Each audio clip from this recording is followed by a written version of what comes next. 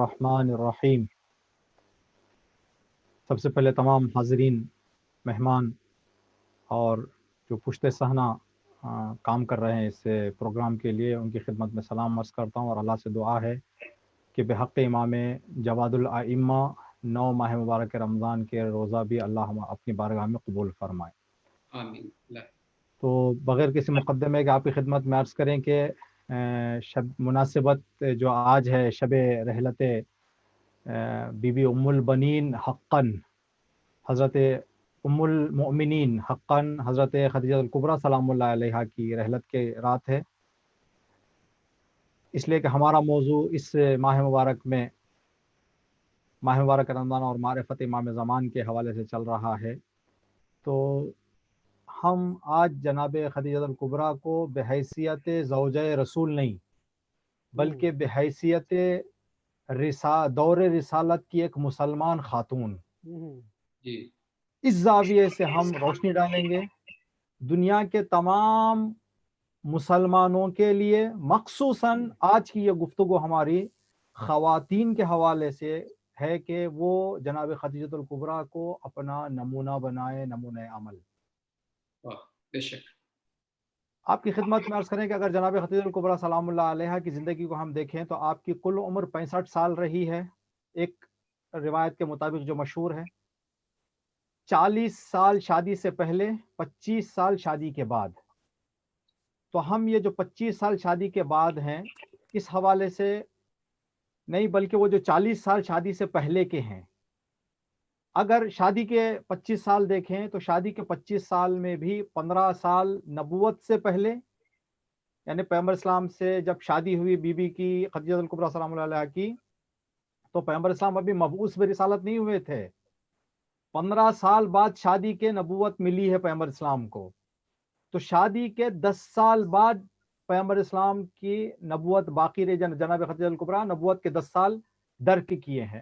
اب ہم جو بات غور کر سکتے ہیں وہ یہ کہ جناب خدیجہ الکبریٰ وہ دور جس دور میں زندگی کر رہی تھیں رسالت سے پہلے، مبعوث برسالت ہونے سے پہلے، بعثت سے پہلے جو دور تھا، اس دور کو ہم آج کے دور سے جوڑ کر کہہ سکتے ہیں کہ اس دور میں بھی انتظار کر رہے تھے لوگ، آج کے دور کے لوگ بھی انتظار کر رہے ہیں۔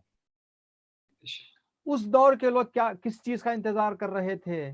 قرآن کریم میں اللہ رب العزت سورہ صف کی آیت نمبر 6 میں فرما رہا ہے، وَإِذْ قَالَ عِيسَى ابْنُ مَرْيَم، یاد کرو اس وقت کو جب عیسیٰ ابن مریم علیہ وعلی امہ السلام نے فرمایا، یا بنی اسرائیل انی رسول اللہ الیکم، اے بنی اسرائیل میں تمہارے درمیان اللہ کا رسول بن کر آیا ہوں، مصدقا لما بین یدی من التورات، تورات اور جو میرے سے پہلے جو نبوتیں گزری اور شریعتیں گزری ہیں ان کی تصدیق کرتا ہوں، وَمُبَشِّرًا بِرَسُولٍ یَأْتِی مِن بَعْدِی اسمہ احمد، اور آئندہ آنے والے رسول کی خوشخبری دیتا ہوں جن کا نام احمد ہوگا۔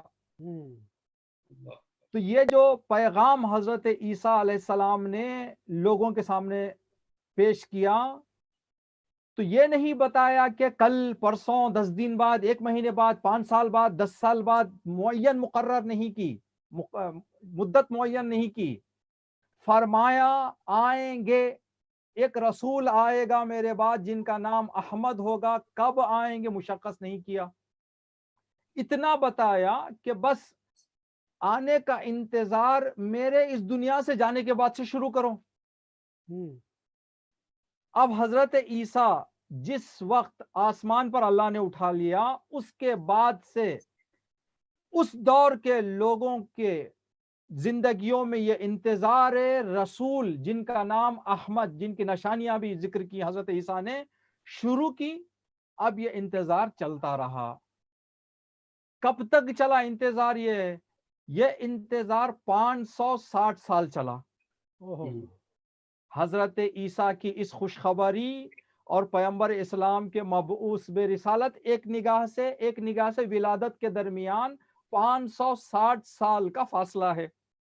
جی اب اگر اس دور کی تاریخ کو ہم مطالعہ کرتے ہیں تو ہمیں یہ بات پتہ چلتی ہے جیسے ہی حضرت عیسیٰ نے یہ خوشخبری دی کہ میرے بعد ایک رسول آنے والے ہیں، تو لوگ بیدار تھے، ہوشیار تھے، تیار تھے. لیکن جیسے جیسے دنوں سے ہفتے، ہفتے سے مہینے، مہینے سے سال، اسی طرح سے صدیاں شروع ہو گئی گزرتے گزرتے، تو لوگوں کی بیداری کی جگہ غفلت طاری ہونے لگی. جی بالکل. یہ غفلت کی نیند اتنا گہری ہوتی گئی کہ لوگوں کی زندگی میں غلط رسم و رواج اتنے آ گئے تھے کہ ان کی زندگی حیوانات سے بدتر، جنگل سے خطرناک ہو گئی تھی. جس کو دیکھتے ہوئے قرآن میں اللہ نے اس دور کو، حضرت عیسیٰ کے بعد سے پیغمبر اسلام کے آنے سے پہلے تک کے دور کو دور جاہلیت کا عنوان دیا. اللہ. تو یہاں سے ایک بات ہمیں پتا چلی کہ جیسے جیسے زمانہ گزرتا گیا، لوگ بیداری سے غفلت میں جانے لگے. طول مدت نے جہاں اکثریت کو خواب غفلت کی نیند میں سلا دیا تھا، کچھ ایسے بھی تھے جو تعلیمات حضرت عیسیٰ پر ثابت قدم رہتے ہوئے طول مدت ان کی دھڑکنیں تیز کر رہی تھیں. جیسے جیسے دن گزرتا جاتا تھا اور ان کے انتظار میں شدت آ جاتی تھی. جی. ہر لمحہ تیار کہ شاید آج آ جائیں. جن لوگوں میں سے ایک بی بی خدیجہ کی ذات ہے. بی بی خدیجہ حضرت عیسیٰ کے بعد ان مختصر لوگوں میں سے اور انسانوں میں سے ہیں جو تعلیمات حضرت عیسیٰ کو مد نظر رکھتے ہوئے پیغمبر اسلام کے آنے کا شدت سے انتظار کر رہی تھی، تلاش کر رہی تھی. جب جناب خدیجہ کو تھوڑا سا اشارے مل گئے تھے پیغمبر اسلام کے مکے کی زندگی سے، تو جو تجارتی سفر پیغمبر اسلام جناب خدیجہ کے قافلے کے ساتھ گئے تھے، تو ایک غلام کو، اپنے نوکر کو جناب خدیجہ نے خاص ذمہ داری دے کر بھیجا تھا کہ اس سفر میں ان کو دقت سے توجہ کر کے آ کے مجھے رپورٹ کرنا.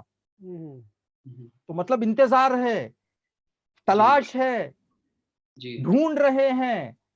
تو ان لوگوں میں سے تھے جناب خدیجہ کی ذات. تو اس سے ہمیں عبرت کیا ملتی ہے؟ ایک مثال آپ کی خدمت میں عرض کریں کہ کس طرح سے طول مدت ہم لوگوں کو تیار کر. دو طرح کے لوگ ہوتے ہیں. اگر ایک عزیز ہمیں کال کرے اور کہے ان قریب میں آپ کے گھر آنے والا ہوں اور ہمیں نہیں بتائے کہ کب آ رہا ہے.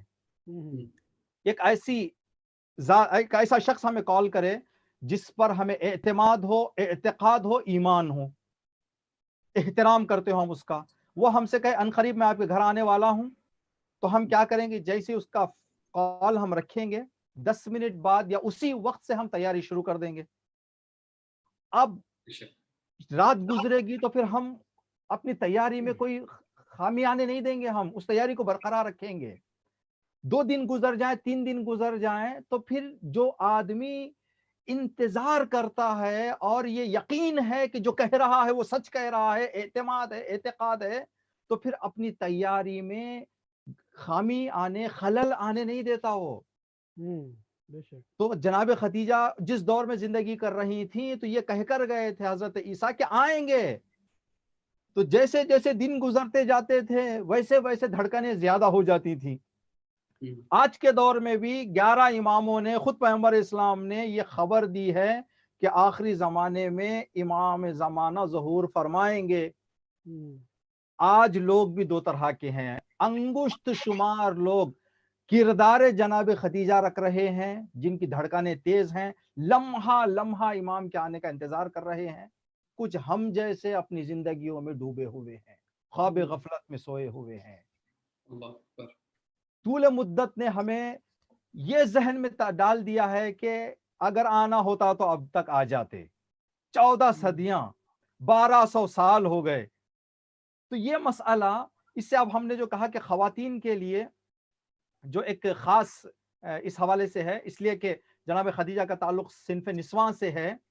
اس بات کو مد نظر رکھتے ہوئے آج ہم ایک روایت ہم نے دیکھی کہ جب امام زمانہ تشریف لائیں گے تو ان کے تشریف آوری کے بعد امام زمانہ کی مدد کرنے کے لیے خدا 13 عورتوں کو بھیجے گا. اب وہ 13 عورتوں کے نام تک امام نے روایت میں ذکر کیے ہیں. جب راوی سے امام فرما رہے تھے، اس نے سوال کیا کہ مولا آنے کے بعد کریں گے کیا خواتین وہ؟ تو کہا کہ جو مدد رسول کے دور میں خواتین نے کی تھی وہی مدد امام زمانہ کی بھی کریں گے، زخمیوں کی دیکھ بھال کریں گے اور ان کا مرہم پٹی کریں گے، ان کو علاج کرتے رہیں گے، ان کی دیکھ بھال کریں گے۔ تو 13 عورتوں کو امام زمانہ کی حکومت کے لیے اللہ اٹھا کر بھیجے گا قبروں سے۔ آج ہماری خواتین کی حالت یہ ہے، افسوس کے ساتھ کہنا پڑتا ہے کہ ہماری خواتین نے سارے اجتماعی کاموں کو مردوں کے حوالے کرنے کے بعد اپنی ساری کوشش، تلاش، ہم و غم گھر سے محدود کر لیا۔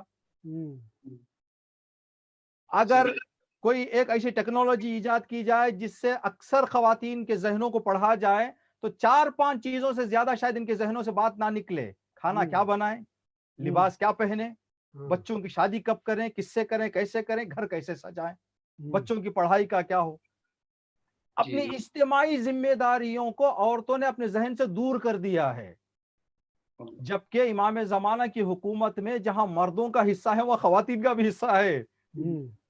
جناب خدیجہ کی زندگی سے ہم یہ درس لے سکتے ہیں، سب انسان مخصوصاً خواتین، کہ کس طرح سے کہ جناب خدیجۃ الکبریٰ سلام اللہ علیہا اس انتظار کے نتیجے میں جب رسالت سے ملحق ہو گئیں اور وہ ان کا جو انتظار پورا ہوا اور نبی سے ملاقات ہو گئیں، تو نبی سے ملاقات کرنے کے بعد پھر اتنا ترقی پا گئی کہ رسول فرماتے ہیں کہ 25 سال دور رسالت میں جب تک خدیجہ میرے ساتھ زندہ رہیں، جب بھی جبرائیل آتے تھے ایک وقت ایسا نہیں تھا کہ جبرائیل واپس جاتے جاتے یہ پیغام نہ دیے ہوں کہ یا رسول اللہ خدیجہ کو میرا اور اللہ کا سلام سنا دیں۔ تو کتنا بلند مرتبہ پا گئی جناب خدیجہ۔ یہ کس چیز کے نتیجے میں؟ یہ اس چیز کے نتیجے میں کہ حالات سے واقف ہوتے ہوئے اپنی ذمہ داری کو جان کر اس حوالے سے بھی خواتین کو میدان میں آنا چاہیے۔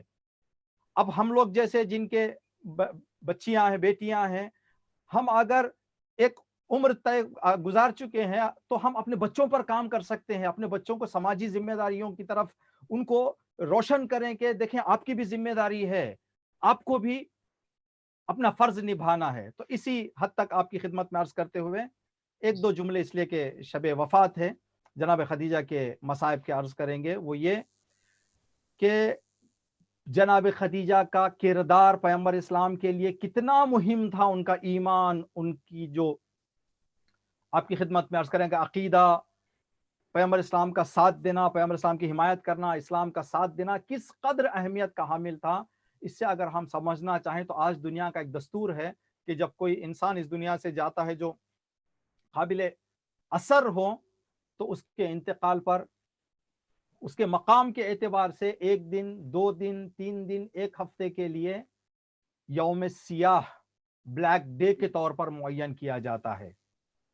جناب خدیجہ کی رحلت کے بعد پیغمبر اسلام نے 1 ہفتے کے لیے نہیں، 1 سال کے لیے اعلان کیا کہ غم کا سال ہے میرا۔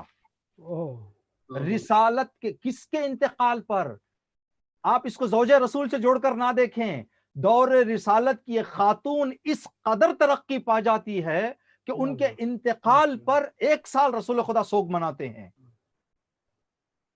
یہ بی بی جو اپنا سب کچھ تھا اللہ کی راہ میں قربان کر چکی، تو جب وفات کا وقت نزدیک آ رہا تھا، کنیز جو گھر میں تھی ان سے کہا کہ کیا گھر میں میرے انتقال کے بعد میرے کفن کے لیے کوئی کپڑا ہے؟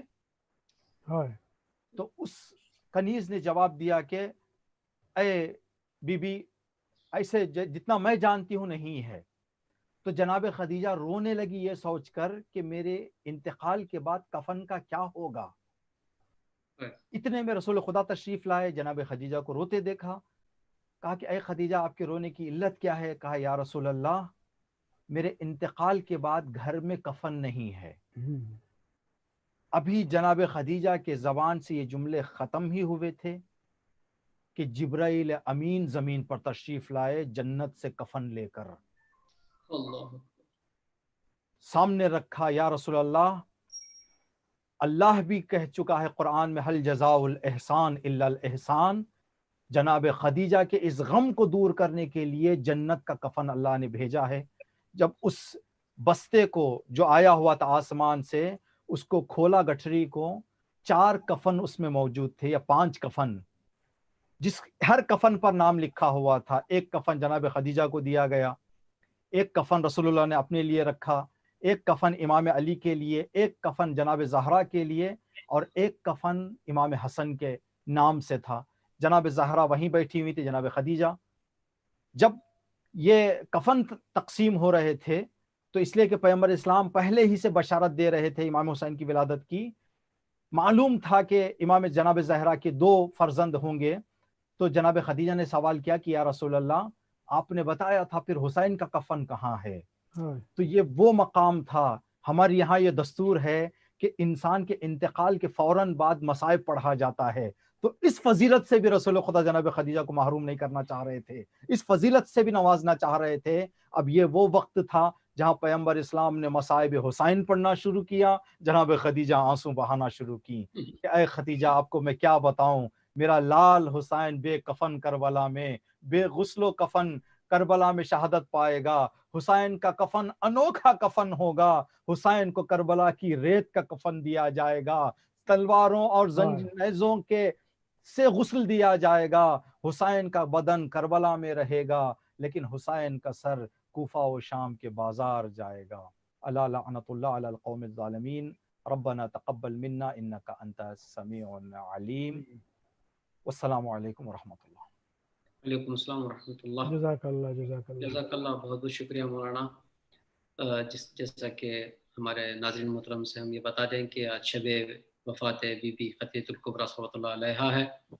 اگر حضرت ابو طالب علیہ السلام محسن اسلام تھے تو بی بی محسن اسلام تھی۔ ہر کوئی جب ستارہ اوج میں ہوتا ہے تو ساتھ دینے کے لیے تیار ہو جاتے ہیں، لیکن کچھ ایسے ہوتے ہیں جب ضرورت واقع ہوتی ہے تب ساتھ دیتے ہیں۔ بی بی نے اسلام کا اس وقت ساتھ دیا جب کسی کو اسلام کا پتہ نہیں تھا، ہر طریقے پر ان پر ظلم ڈھائے جاتے تھے، لیکن بی بی نے دامن نہیں چھوڑا۔ تو ہمارا سلام ہو اس بی بی پر، اور تمام ہمارے ناظرین محترم کا بھی شکریہ۔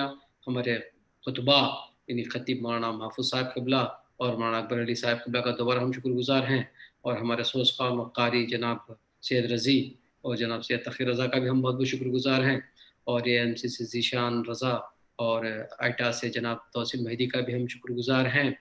انشاءاللہ کل ٹھیک 8 بجے بینکاک ٹائم، انڈیا کے 6:30 بجے دوبارہ مولانا محفوظ صاحب کے ساتھ ایک کسی اور شخصیت کے ساتھ میں ہم آپ کو لے کر آ رہے ہیں، آپ کی خدمت پہ رہیں گے انشاءاللہ۔ کل کے لیے خدا حافظ، شکریہ۔